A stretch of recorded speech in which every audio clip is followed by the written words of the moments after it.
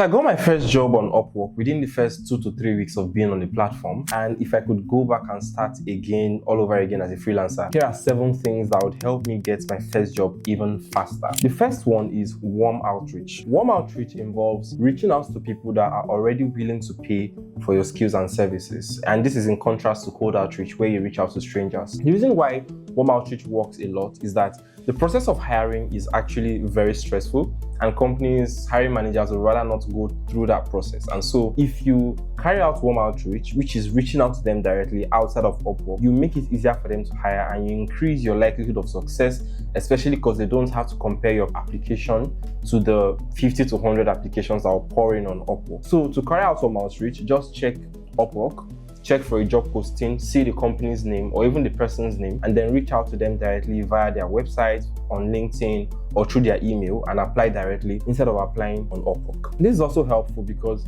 most times when companies hire on Upwork, it complicates their accounting system, because they would then have to have 2 payroll systems, one on Upwork and then one for their in-house workers. And so you just make it easy for them by applying directly and being hired to work for them full-time. The second thing that I would do is that I would understand the value of offers. The best way to understand offers is to read 100 Million Offers by Alex Hormozi. Now, the most important part of that book is the value equation. Alex explains that value is defined by the dream outcome that the client wants, multiplied by the perceived likelihood of achieving that outcome, divided by the time that it takes to achieve that dream outcome, and then multiplied by the effort it takes to achieve the dream outcome. And so you ideally want to increase the dream outcome. You want to increase the perceived likelihood of achieving this, and the easiest way to do that is by adding samples. And then you want to reduce the time it takes to achieve it, and the easiest way to do it obviously is to tell your client something like, oh, I'll be able to knock out the first draft in the next 1 hour. You reduce the time that it takes for the client to achieve the dream outcome. And then you also want to reduce the efforts and the sacrifice it takes the client. So you always want to make sure you're not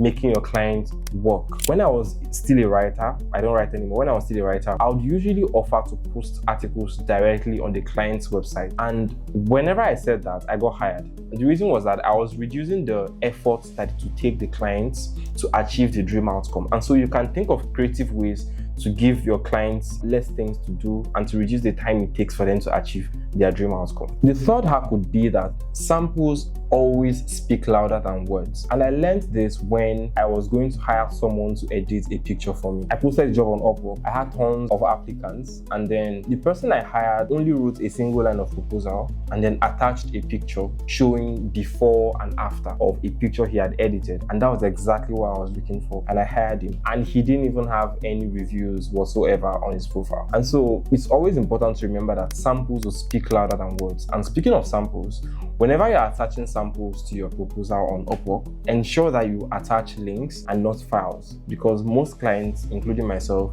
do not download files, because first of all, many of the files people upload are usually large, like 2 gig file as a sample. Crazy. Besides that, files can contain malware, and so people are very wary of files. Always send links as samples. The fourth hack would be to use templates to overcome inertia. If you're a science-oriented person, you know what inertia means. It's just the unwillingness to make a change or to move from a position of rest. And this happens to us as freelancers a lot of times, because we see jobs that we like, but we're just too lazy to send a proposal, too lazy to write something very creative. The easiest way to achieve this is to have a template, or multiple templates preferably, that you edit and send as proposals. And this just makes it easy for you to apply to jobs. And so knowing that you have templates that you can always edit and use to send proposals reduces the inertia. It increases your likelihood of sending a proposal. And so you want to have templates. And I have a video coming up in 2 weeks time where I'll share 5 to 10 templates that would always work on Upwork. So if you haven't subscribed, make sure you subscribe and turn on the bell so you don't miss that video. So the fifth hack would be to choose the truth you tell. This is very important because a lot of people believe that being honest involves telling all the truth, but that's not always the case, especially on a competitive marketplace like Upwork. So take myself for example. I'm a pharmacist. I'm a licensed pharmacist, and I do not have that on my Upwork profile because I do not write about health and pharma. I write about business and finance. And so on my Upwork profile, you'd see my certificates for a mini MBA program I did, from a UK university.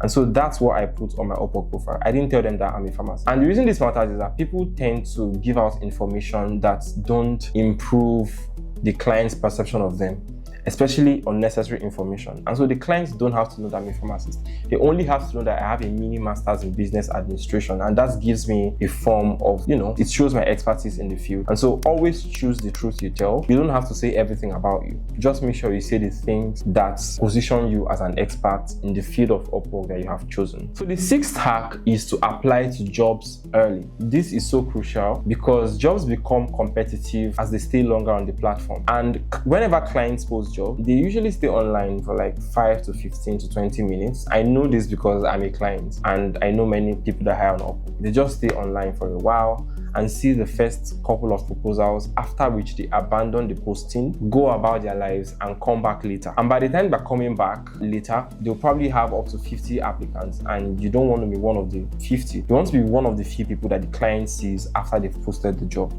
And so always apply to jobs early. You can use the Upwork filter to filter for jobs with few applicants or jobs that have just been posted recently. Make sure you apply early, and if you are a new freelancer and you don't have a lot of social proof, you haven't earned a lot of money, you don't have an Upwork badge, you may not stand a chance if you see that over 50 people have applied to a job. So always try to apply to jobs early. Now, the final hack would be to stack up social proof. This means stacking up testimonials and reviews on your profile, especially if you're new to the platform. You can do this by applying to short-term jobs or applying to long-term jobs and then asking your client at intervals to end the contracts and rehire you. Most clients would be willing to do this if you're doing a good job. So just tell the client to please end the contract, give you a review, and send you a new offer. This is very helpful because it helps you build up reputation, it helps you gather reviews and potentially even earn a badge early on. And that's something I did. I made my clients end the contract and hire me again multiple times. And usually before I ask them to end the contract and rehire me, I make sure that the last job that I submit before making that request is excellent. I make sure I go above and beyond, so